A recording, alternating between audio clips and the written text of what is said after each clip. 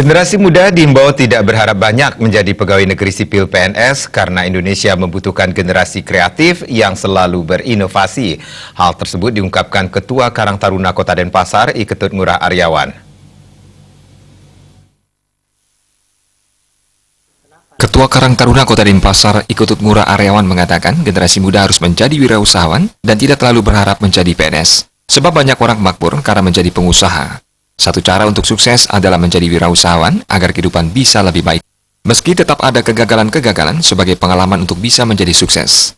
Potensi menjadi wirausahawan dibanding PNS sangat besar. Para generasi muda sebagai pelaku usaha bisa kreatif, mengingat wirausahawan adalah bagian dari kemajuan suatu negara. Tanpa pengusaha, negara tidak akan maju.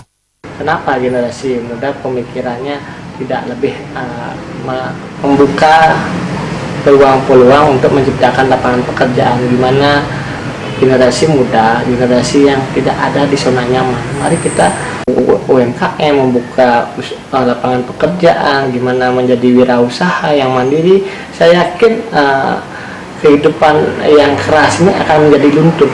Karena itu generasi muda saatnya lah kita menjadi seorang wirausaha yang membangun ekonomi kreatif, yang bisa membuat lapangan pekerjaan untuk generasi kita di zaman milenial ini. Ketut Ngurah Aryawan optimis ke depan generasi muda Indonesia memiliki daya saing yang kuat. Ia meminta agar para anak muda membuat inovasi dalam berbagai hal.